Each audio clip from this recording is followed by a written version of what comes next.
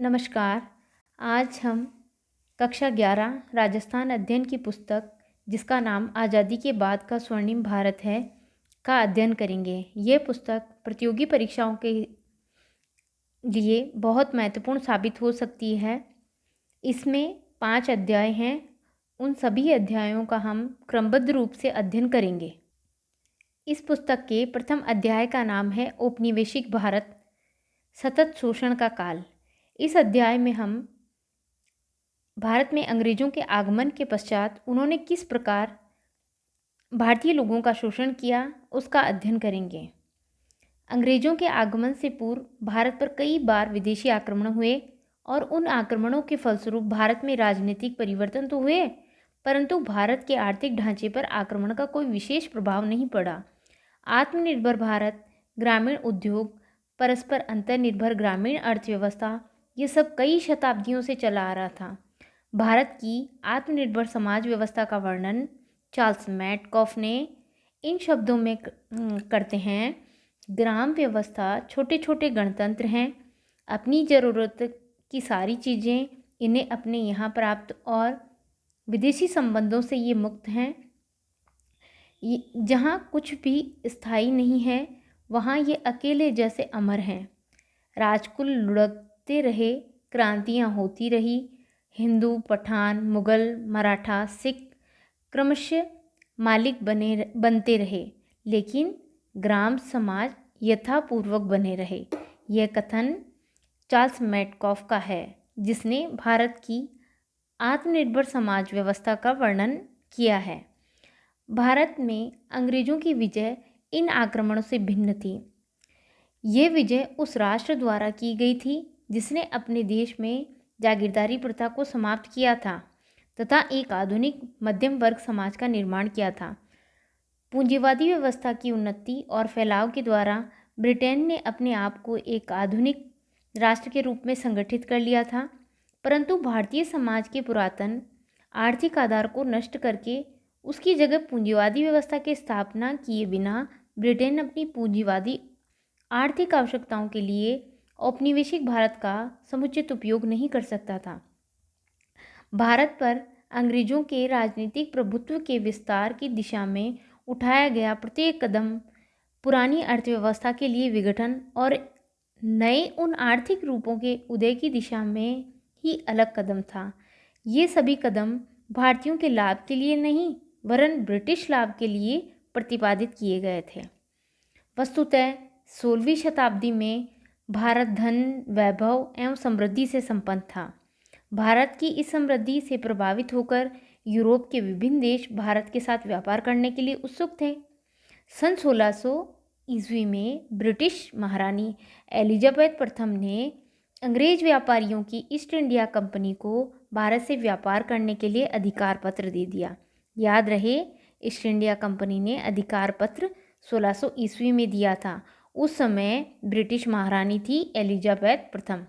1600 ईस्वी में Dutch East India Company Bharat आई। सन 1664 ईस्वी में फ्रांस के सम्राट ने भारत से व्यापार करने के लिए फ्रेंच ईस्ट इंडिया कंपनी की स्थापना की। इस प्रकार अब पुर्तगाल, डच, ब्रिटिश और फ्रांसीसी कंपनियां पूर्वी देशों और विशेष रूप से भारत में अपना व्यापार बढ़ाने लगी। कुछ समय तक तो इन व्यापारिक कंपनियों का उद्देश्य भारत से व्यापार करना ही रहा, परंतु उन्होंने भारत की राजनीतिक फूट और अस्थिरता का लाभ उठाकर अपना राजनीतिक प्रभाव बढ़ाना प्रारंभ कर दिया। सन 1757 ईस्वी में प्लासी के युद्ध में अंग्रेजों की विजय ने भारत में अंग्रेजी साम्राज्य की स्थापना का मार्ग प्रशस्त कर दिया।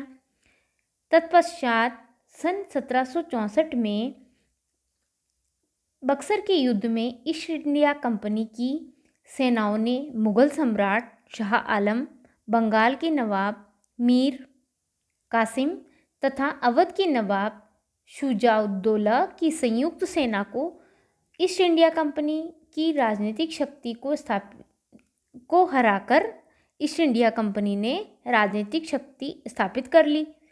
गवर्नर जनरल लॉर्ड डलहौजी के कार्यकाल तक कंपनी की प्रभुसत्ता संपूर्ण भारत में स्थापित हो चुकी थी और अब मुगल बादशाह को सत्ता केवल नाममात्र की रह गई थी।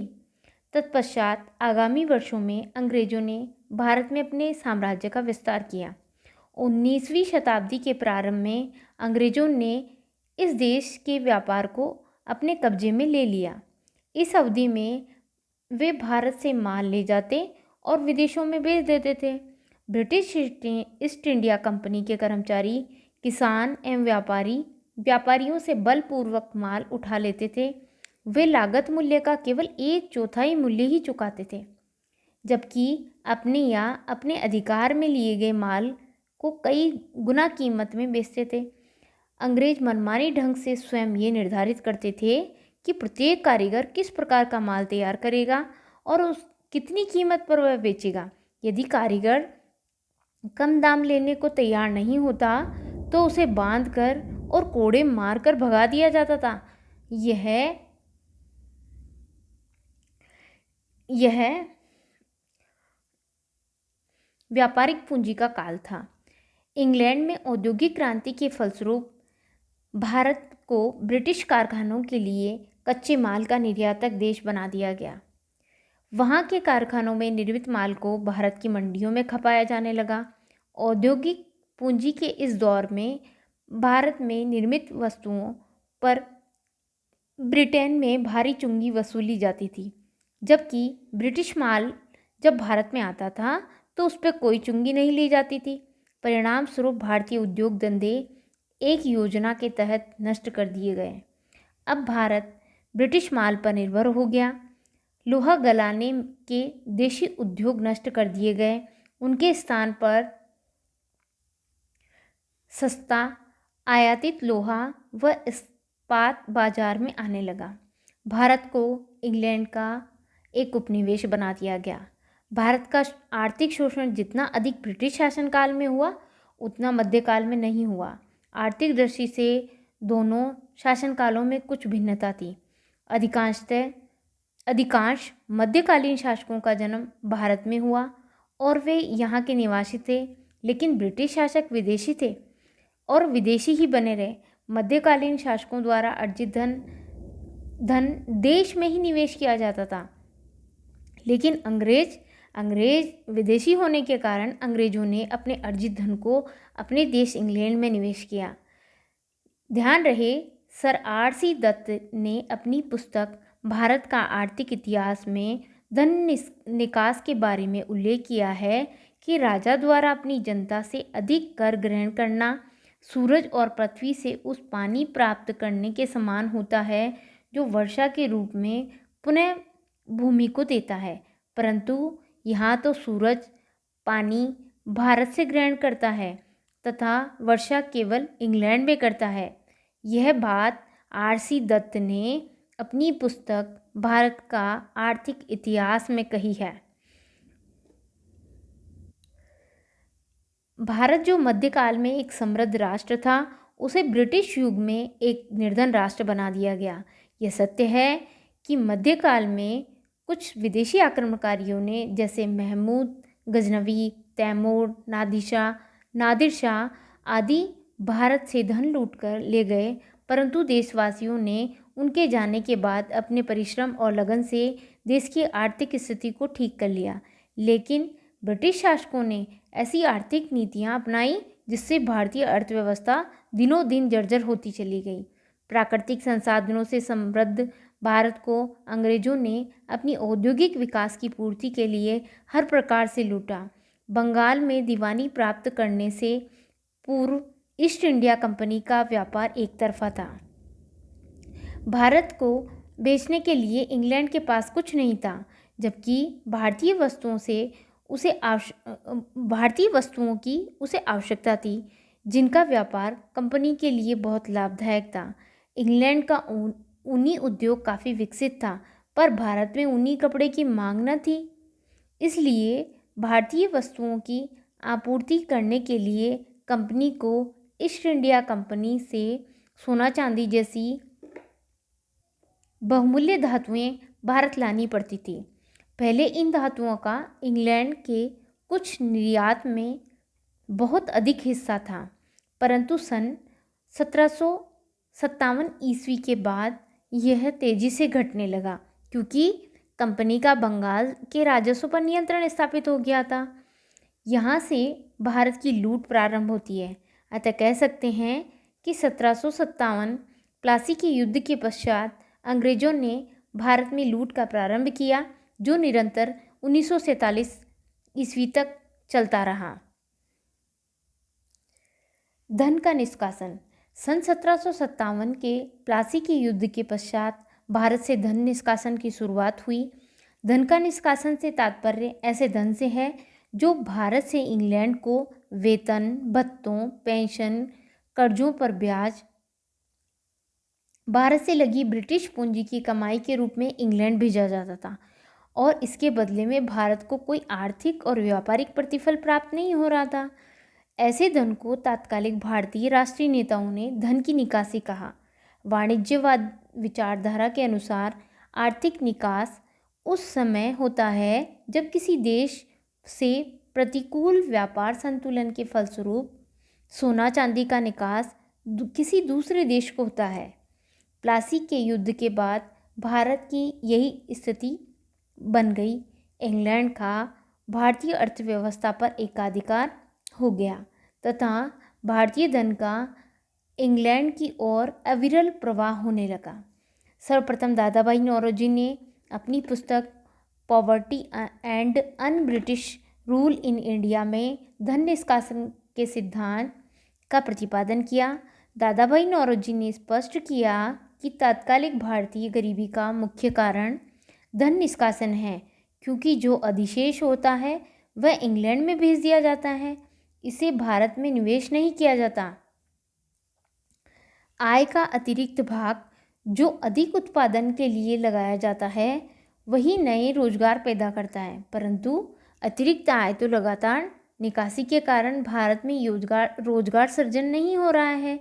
उन्होंने कहा कि भारतीय धन और पूंजी का एक बड़ा भाग या तो देश के बाहर भेज दिया जाता है अथवा उसका एक पक्षी ढंग से कर्जों के ब्याज, भारत में लगी ब्रिटिश पूंजी की कमाई और यहाँ पर सेवा करने वाले सैनिक या नागरिक अधिकारियों के वेतन और पेंशन के रूप में निर्यात कर दिया जाता है। उन दिनों ये दावा किया जाता था कि ब्रिटिश शासन ने भारत को जान माल की सुरक्षा का लाभ दिया है। इस दावे पर भी आपत्ति करते हुए दादा भाई नौरोजी ने लिखा है, कल्पना यह है कि भारत में जान और माल की सुरक्षा है, लेकिन वास्तविकता यह है कि ऐसी कोई चीज़ नहीं है। जान और माल की सुरक्षा एक अर्थ में या एक तरफ से यूँ कहें कि लोग आपस की या देसी निरंकुश राजाओं की हिंसा से सुरक्षित हैं, लेकिन इंग्लैंड की जकड़न ऐसी स्थिति कुछ ऐसी है कि संपत्ति की सुरक्षा बिल्कुल नहीं है और परिणाम स्वरूप जान की सुरक्षा भी नहीं है। भारत की संपत्ति सुरक्षित नहीं है। उसकी संपत्ति को आजकल की दर से 3 या 4 करोड़ पौंड सालाना हजम कर रहा है। अतः मैं विनम्रता के साथ ये कहने का साहस करता हूँ कि भारत जान और माल की सुरक्षा का सुख नहीं भोग रहा है। भारत में लाखों लोगों के लिए जीवन का अर्थ है आधा पेट, भोजन, भूखमरी, अकाल और बीमारी। यह बात दादा भाई नौरोजी ने कही थी। यही सिद्धांत आगे चलकर राष्ट्रीय आंदोलन में जन जागृति का कारण बना। नौरोजी के अनुसार सन 1867-68 ईस्वी में भारत की प्रति व्यक्ति आय 20 रुपये थी। याद रहे, दादा भाई नौरोजी ने 1867-68 में भारत की प्रति व्यक्ति आय 20 रुपये बताई थी, जबकि जीवन निर्वाह हेतु न्यूनतम 34 रुपये वार्षिक की आवश्यकता थी। आश्चर्य की बात यह है कि सरकारी आंकड़े बताते हैं कि सन 1867-68 में भारत की कारागृहों में बंद कैदियों पर किया गया व्यय 21 रुपये से लेकर 53 रुपये तक था। अतः इससे स्पष्ट होता है कि भारत के आम आदमी के जीवन निर्वाह की स्थिति ब्रिटिश काल में विकट थी। दादा भाई नौरोजी के अनुसार धन निष्कासन की पद्धतियाँ। प्रथम थी गृह व्यय। गृह व्यय में उन व्ययों को शामिल किया जाता था जो भारत सचिव और उससे संबंध व्यय होता था। इसमें ईस्ट इंडिया कंपनी के भागीदारों का लाभांश, विदेशों में लिए गए सार्वजनिक ऋण, सैनिक और असैनिक व्यय तथा इंग्लैंड में भंडार की खरीद सम्मिलित थे। ये व्यय सन 1857 ईस्वी के उपरांत बहुत बढ़ गया था। सन 1897 से 1 तक के बीच 24% हो गया था। सन 1920-21 में यह और अधिक बढ़कर केंद्र सरकार के समस्त राजस्व का 1920-21 में 40% हो गया था। दूसरी पद्धति है विदेशी पूंजी निवेश पर दिया जाने वाला ब्याज। भारतीय राष्ट्रीय आय में यह एक दूसरा महत्वपूर्ण धन निकास था। इसके तहत व्यक्तिगत विदेशी पूंजी निवेश पर ब्याज और लाभ दिया जाता था। सन 1900 ईस्वी में के बाद भारत में ब्रिटिश लोगों ने निजी क्षेत्र में बहुत पूंजी का विनिवेश किया। इस पूंजी पर उन्हें ब्याज और लाभ प्राप्त होता था। ये धन निकासी का दूसरा महत्वपूर्ण स्रोत था। तीसरा प्रकार है विदेशी बैंक, बीमा एवं नौवहन कंपनियां। विदेशी बैंक, बीमा, नौवहन कंपनियों ने भारत से करोड़ों रुपए का लाभ कमाया। इन कंपनियों ने देसी कंपनियों को देश में नहीं पनपने दिया तथा उन्होंने अपने लाभ को भारत में निवेश न करके अपने देश इंग्लैंड में निवेश किया। यह धन निकासी का तीसरा स्रोत था। अब यह एक इंडेक्स दी गई है। इसमें भारत में आर्थिक निकासी विभिन्न वर्षों में दर्शाई गई है। 1835 से 39 के बीच 53.47 लाख पौंड वार्षिक निकासी थी। 1840 से 44 के बीच 59.30 लाख पौंड वार्षिक निकासी हुई। 1845 से 49 के बीच 77.60 लाख पौंड वार्षिक निकासी हुई। 1850 से 54 के बीच 74.58 लाख पौंड। तत्पश्चात 1855 से 59 के बीच 77.30, 1860 से 64 के बीच 173 लाख पौंड हुई। तत्पश्चात 1865 से 69 के बीच 246 लाख पौंड हुई। उसके बाद 1870 से 72 के बीच 274 लाख पौंड वार्षिक भारत से आर्थिक निकासी हुई। इस सारणी से हम देख सकते हैं कि निरंतर निकासी कितनी बढ़ती जा रही है। 1872 तक 274 लाख पौंड वार्षिक निकासी दर्शाई गई है। हमारी प्रणाली एक ऐसे स्पंज के रूप में काम करती हैं जो गंगा के किनारे से प्रत्येक अच्छी वस्तु ले लेती हैं, फिर टेम्स नदी के किनारे निचोड़ देती हैं। यह कथन जॉन सुलिवान का है। धन निकासी का आर्थिक प्रभाव। नौरोजी ने धन निकासी को अनिष्टों का अनिष्ट संज्ञा दी।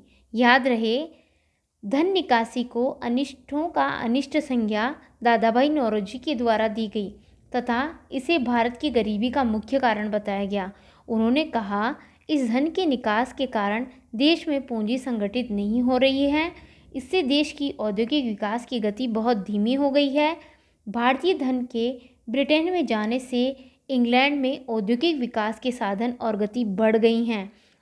इनका दूसरा घिनौना पक्ष यह भी है कि यही धन पुनः भारत में पूंजी के रूप में निवेश कर दिया जाता था और इस प्रकार भारत का शोषण निरंतर बढ़ता जा रहा था। नौरोजी ने एक बार कहा कि भारत का धन बाहर जाता है, फिर वही धन भारत में ऋण के रूप में वापस आता है और इस ऋण के लिए और अधिक ब्याज। इस प्रकार यह ऋण एक दुष्चक्र सा बन गया है। यही दुष्चक्र भारत की गरीबी का कारण है। इस धन निकास से भारत में रोजगार तथा आय की संभावनाओं पर अत्यधिक प्रतिकूल प्रभाव पड़ा है। अतः भारत में इस धन निकासी के कारण गरीबी और बेरोजगारी बढ़ती जा रही है। इसके पश्चात अगली जानकारी नेक्स्ट वीडियो के माध्यम से दे दी जाएगी। धन्यवाद।